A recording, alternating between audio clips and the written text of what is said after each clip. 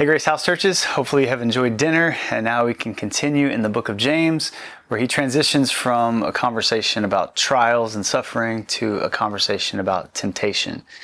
So we started by saying nobody wakes up thinking, I want to ruin my life today, but little by little we have these slow fades into a life that we could have never imagined us having, and it was just a series of temptations that we gave over to. So James offers us like the anatomy of a temptation. What is it? Where does it come from? What's going on underneath it? And so we just started by saying this. Temptation works to hijack good desires, and only a better desire can defeat it.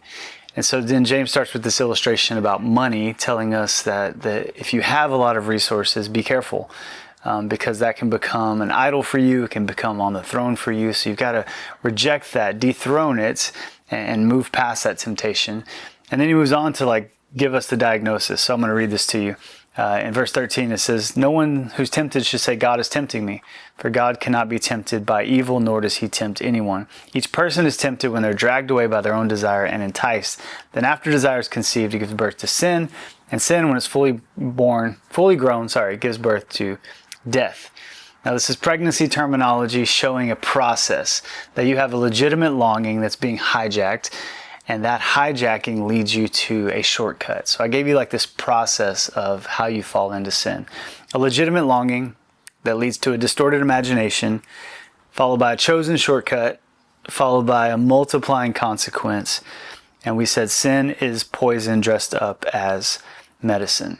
That whatever you're being tempted by is unique to you.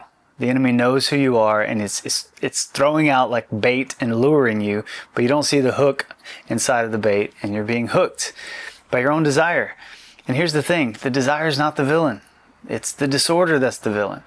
And so you have a real need, and only Jesus can meet that need, but the enemy comes and lies to you and tells you to mistrust God, to not believe that he's a good shepherd, not believe that he can provide everything you need and satisfy you in the deepest fashion. So we have over and over this fight with sin, and keep fighting. Like when you fall, get back up and fight again, and recognize this is where we tried to land, that Jesus doesn't just forgive disordered desires. When we fall, he forgives us. But we want to move past that to realize not just forgiveness is available, but satisfaction is available. That Psalm 16:11 says, "At the right hand of God are the fullness of joy, the fullness of satisfaction." And so as you guys talk about temptations, be kind to one another. Don't judge other people's temptations as if they're somehow worse than yours. We all have sin.